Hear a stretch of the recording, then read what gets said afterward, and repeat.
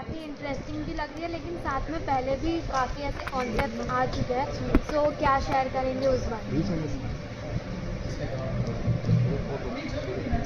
हाँ, सबसे ही क्वेश्चन, सबसे ही पूछा है, जो भी आप क्वेश्चन आंसर देना चाहें।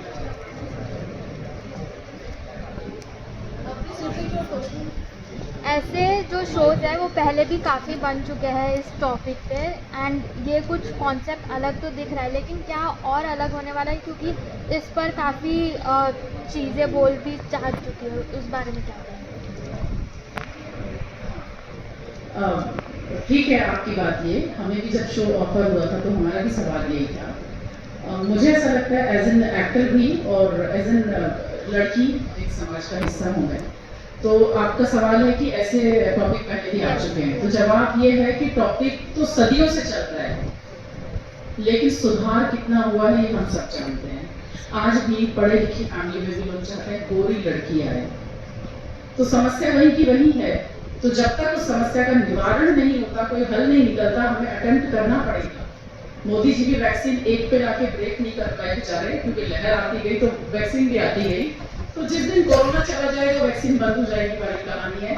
लोगों का माइंडसेट चेंज हो जाए कि लड़कियां अभी लड़कों से ज्यादा कामयाब है, इंडिपेंडेंट। मैं तो जेंडर वाइज भी ये नहीं करना चाहती कि ये भी एक तरह का कॉम्पिटिशन है और ये भी एक तरह की एरोगेंस है कि मैं किसी से कम हूं टाइप नहीं, लेकिन एज एन लड़की आपकी अपनी एक पहचान है, पढ़ लिख रही है, नई जगहों पे जा रही है, बहुत कुछ एक्सप्लोर कर रही है लड़कियां भी, और घर में इक्वालिटी भी माँ बाप भी देते हैं कि बेटियों को भी पढ़ा रहे हैं, लेकिन जब बहू ढूंढते हैं तो गोरी बहू चाहिए उनको, कि जनरेशन आगे की हमारी सुंदर दिखे। पर सुंदरता से तन की तो नहीं है ना, मन की जरूरी है।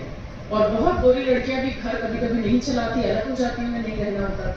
बट एक लड़की जिसको आप एवरेज समझ के लाए थे वो बहुत समझदार हो सकती है। तो हम बाहर के अपीयरेंस से लोगों को जज ना करें, यही हमारी कोशिश है। और कलाकार एक वो डिपार्टमेंट है, वो विंग है जो समाज को बताता है कि देखो दोस्त आप ऐसे हो। तो हम सिर्फ आपको अवेयर कर रहे हैं, हम आपको समझा रहे हैं, तो आप ये चीजें ठीक करें।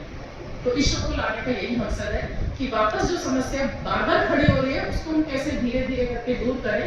और चूंकि शेमारू हो गया और इस तरह के चैनल बहुत वहाँ देखे जाते हैं जहाँ पे मेट्रोपॉलिटन सिटीज में बड़े बड़े चैनल चलते हैं, बाकी जगह ये चैनल जाते हैं, तो जो समस्या है वहीं से है। नाम कैसे पड़ा? मेरा जो, मुझे बचपन से लोग जमुनिया बोलते थे मेरे स्किन कलर की वजह से। लोगों ने बहुत हेट दिया इस रंग की वजह से। मेरे बाबू ने मुझे बहुत प्यार दिया है, मेरे भाई ने मुझे बहुत प्यार दिया है, मेरे परिवार ने बहुत प्यार दिया है। तो ये नाम मैंने खुशी से एक्सेप्ट किया है। पर क्योंकि लोग मुझे जामुन के रंग की बोलते थे तो मेरा नाम जमुनिया पड़ गया। Thank you. मैं आपके सवाल का जवाब देना चाहता हूँ जमुनिया क्यों हुआ है। क्योंकि जामुन को आपने गौर से देखा है, जामुन डार्क होता है एकदम, तो वो बिल्कुल काले की तरह ही लगता है। तो वो उस वजह से एक काला रंग होने की वजह से उसको एक उसकी एक वो दे दिया गया है कि जामुन है तो काला रंग। तो ये रीजन है इसका। मेरा जो क्वेश्चन है वो मीनाक्षी मैम से, जो कि आपने बताया कि आप इन दोनों के बीच में ही बैठी है अभी भी। तो आपसे ये क्वेश्चन है कि मतलब आप इन दोनों के प्यार के दुश्मन क्यों बनी है, ये बताइए। क्योंकि हाँ, आपने क्या पूछा, वापस पूछिए। आप जो है जैसे आपने प्लेट में बताया कि आप इन दोनों के बीच में ये करके, तो मुझे ऐसा लगता है कि आप जो इनके प्यार के दुश्मन रहने वाले और इस सीरियल की एक विलन किरदार रहने वाले हैं। तो मतलब आप विलन कैसे बने और लाइक इन दोनों के प्यार के दुश्मन क्यों हुए आप? इस सवाल का जवाब आपको 3 मार्च को शेमारू वॉक पे जरूर मिलेगा। रात 8 बजे। और इस सवाल का जो आंसर है आप प्लीज हमारा शो उस दिन जरूर देखिएगा। इतना ही कहना चाहूँगी इस बारे में। एज ए लीड जब टीवी का ऑफर आया तो मुझे नेगेटिव का ऑफर आया और मुझे लगा व्हाई नॉट। और जब मधुमती जैसा किरदार मिले, मुझे लगता है कि टीवी की अगर जो भी अभी जो ग्रेट कैरेक्टर प्ले करने वाली एक्ट्रेसेस होंगी, वो कोई इस रोल को नहीं छोड़ेगा। और आई एम वेरी लकी कि मुझे ये रोल ऑफर हुआ। और जब ये रोल ऑफर हुआ मैंने कहा व्हाई नॉट, और चलो खुद को एक्सप्लोर करते हैं और देखते हैं कि नेगेटिव में कैसा कर लेती हूँ। और अब तो ये 3 मार्च में पता चलेगा मैं कैसा कर रही हूँ। तो मैम आपको इसमें मतलब आपने जैसे बताया कि ये काफ़ी यूनिक कहानी है, तो आपको क्या लगता है कि जो ऑडियंस है आपकी, जो जमुनिया की ऑडियंस होने वाली है, वो किस वजह से आपका शो देखेगी? बहुत अच्छा सवाल किया आपने। जैसे कि अभी बताया इन्होंने कि हमारे इंडिया में 70% विलेजेस हैं, सिटीज़ 30% हैं। 70% विलेजेस में ये शो हमारा पहुंचेगा, नो डाउट पर एरिया में हमारा ये शो पहुंचेगा, पर अभी भी ये बहुत ही बेसिक चीज़ें हैं। मुझे लगता है कि हर एक लड़की को किसी न किसी तरह से लोग डोमिनेट करने की कोशिश करते हैं। सबसे ज़्यादा जिससे किया जाता है वही काले रंग से, तू काली है, तू तेरी शादी कब होगी, तुझसे शादी कब करेगा वगैरह वगैरह वगैरह। और एक बहुत अच्छा मैसेज आएगा थ्रू जमुनिया इस शो से कि रंग रूप कुछ नहीं होता है, दिल अच्छा होना चाहिए, और रंग जो भी हो अगर लड़की ठान ले तो जो चाहे वो कर सकती है। सो आई थिंक ये बहुत ही अच्छा मैसेज आएगा। और जो गाँव की स्पेशली जो लड़कियाँ हैं, आजकल आप देखते होंगे सोशल मीडिया पे गाँव की कितनी सारी लड़कियाँ हैं जो रील्स बनाती हैं, ब्लॉगिंग करती हैं, उनको बहुत ज़्यादा ट्रोल किया जाता है। उनकी कमेंट सेक्शन में जाके देखिए, तू अनपढ़ है, तू काली है, तू ऐसी है, तू वैसी है। उन सबके लिए एक बहुत बड़ा मोटिवेशन है, और हमारे शो का यही उद्देश्य है कि अब जैसे रियल लाइफ में नेगेटिव विलन्स होते हैं ना, तो इस शो में जमुनिया के लिए मैं तकलीफ पैदा करूँगी।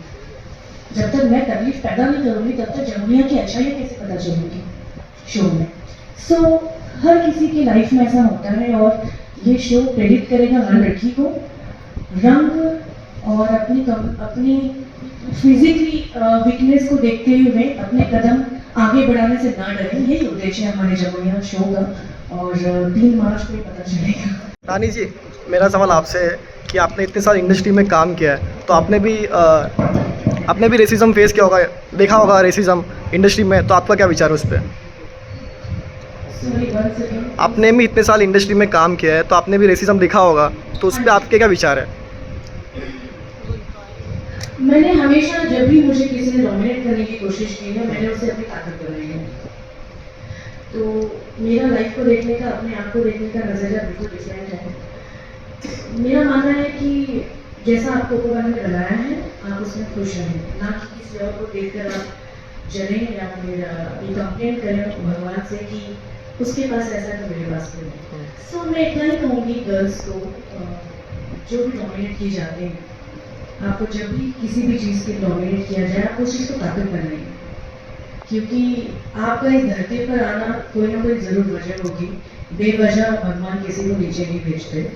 सो मैंने भी फेस किया है, मैंने अपने हेल्थ को लेकर बहुत फेस किया है। टाइम पर मैं काफ़ी हैवी वेट हो गई थी, और तभी मुझे बहुत ज़्यादा डोमिनेट किया गया था। इनफैक्ट ये कह दिया गया था कि अब ये ख़त्म हो गई, इसका करियर ख़त्म हो गया। और नो डाउट जब लोग आपको ट्रोल करते हैं, आपके आसपास के लोग आपके बारे में सिर्फ नेगेटिव बातें करते हैं, तो आप थोड़ा बहुत तो डिस्टर्ब हो जाते हैं। पर जैसे कि मैंने कहा कि मैंने उसे अपनी ताकत बनाई। हैवी वेट्स तो हैवी वेट सही, उसमें भी मैंने 100 एक्शन फिल्में की हैं। सो ये मेरी ताकत है। रानी जी, मेरा स्टोरी का तो पूरा जस्ट है, यही जवाब है जो सबसे पहला क्वेश्चन आपने किया था ना कि what is the difference between, तो यही उसका जवाब है कि ये मेरी इस शो का मेरा चौथा शो है, ठीक है। इस प्रोडक्शन हाउस का, सॉरी, तो यहाँ की खासियत ये है, यहाँ की लिखाई रियलिस्टिक बहुत होती है, ठीक है। रियलिस्टिक आप गाँव में देखो, शहर में देखो, कहीं भी देखो, आप अगर कनेक्ट नहीं कर पाओगे ना तो कोई भी स्टोरी छोड़ो। काफ़ी लोग आप में से मुझे जानते हैं, मैं डॉक्टर फादर काफ़ी प्ले करता हूँ, ठीक है। तो हर जगह पर हम लोगों ने यही चीज़ देखी है, और जितनी रियलिस्टिक स्टोरीज मैंने इस प्रोडक्शन हाउस के साथ जुड़ने के बाद देखी, वो ही आपके लिए नया है कि आप देखिए, ठीक है। बाकी जो मैसेजेस दिए जाएंगे वो भी बहुत रियलिस्टिक ही होंगे, वो तो हमें पता है। मैम, आपसे सवाल, आपका किस तरह कैरेक्टर होने वाला है? आप किस तरीके से अपने बेटी को सपोर्ट करोगे? क्या देखने मिलने वाला है? देखिए, हम सबकी लाइफ में कोई ना कोई कहानी रहती है, हालात होते हैं, उसी हिसाब से प्रोग्रेस होता है।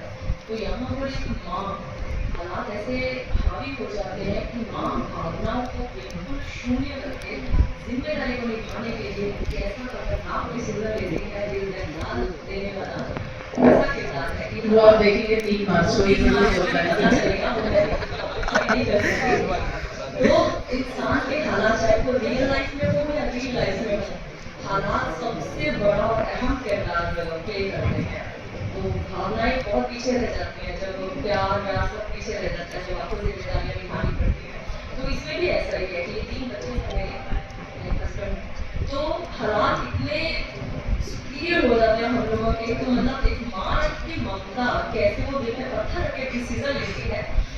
जब मैं सीन करती हूँ तो मुझे भी वो कभी कभी ऐसे में डिस्कनेक्ट हो जाती है कि भाई ऐसा हो ही नहीं सकता, कोई बात कर नहीं सकती है, लेकिन बड़ी चीज होती है, भावनाएं आपको कई बार दबानी पड़ती है जिम्मेदारी के लिए, तो यही एक माँ का किरदार है। रजत जी कैलकुलेशन भी अच्छा है, बहुत गुणकारी है, बहुत गुणवत्ता है उसमें, ये बातें आप लोग समझिए। इन लोगों को ये बातें व्यास खानदान को ये बातें समझाना पड़ेगा। जैसे कि प्रोमो में आप लोगों ने एक्सेप्ट नहीं किया जामुन रंग वाली बात। नहीं, हम समझते हैं, बिल्कुल समझते हैं, लेकिन स्क्रीन पर नहीं समझेंगे।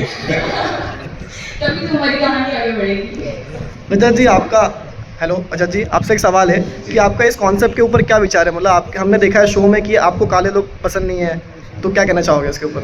यार मेरे को तो मैंने भी कभी कभी पसंद नहीं आता अपने आप को। यार रिलेटेबल बहुत है, क्योंकि जहाँ से मैं आया हूँ, मैं भी यूपी बैकग्राउंड से हूँ, तो हमारे घर में भी मेरी मम्मी जैसे सब लोग इसी चीज़ पे बात करते हैं कि बेटा ये क्रीम लगा ले, से बोल जाते हैं, बचपन से चाय नहीं पीने दी, आदत नहीं लगवाई कि इससे काले होते हैं। तो ये हमेशा से हम लोग के अपब्रिंगिंग में रहा है, तो इससे मैंने बहुत रिलेट किया। तो ये अच्छा है, अच्छी चीज़ है जिसमें हम काम कर रहे हैं, इससे शायद से नजरिया बदले, हम पूरी कोशिश करेंगे। बस नजरिया बदलना ही, लेकिन हमारा मोटिव नहीं है, एंटरटेनमेंट भी है। तो आपको बहुत मजा आने वाला है शो देख के, और आप लोग बहुत एंजॉय करेंगे इस जो ड्रामा है वो देख के। सो आपका जो कैरेक्टर है वो जमुना को सपोर्ट करेगा या उसके खिलाफ होगा? किस तरह कैरेक्टर होने वाला है? उसके लिए आपको इंतजार करना पड़ेगा थोड़ा। मैं जामुन के ड्रैगन फ्रूट खा लूँगा, जामुन नहीं खाऊंगा।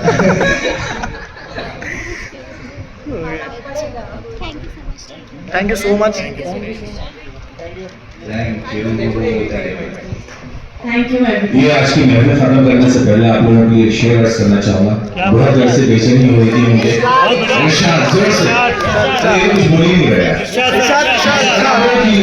सॉरी, सुनाई क्या बोला आपने? इरशाद बोला। अच्छा। कि किसी से नहीं, किसी हमनशी से नहीं, किसी से नहीं, किसी हमनशी से नहीं, हमारे पैर का कांटा हम ही से निकलेगा। जिस जगह से नजर आ रही है बहुत ठंड, मुझे यकीन है सूरज वहीं से निकलेगा। तो 3 मार्च को सूरज निकल रहा है और शो का भाग्य उदय होने वाला है। जरूर तालियों से इस शो को ब्लेसिंग्स दीजिए। Thank you so much. सूरज भी है, चांद भी है, सब कुछ है।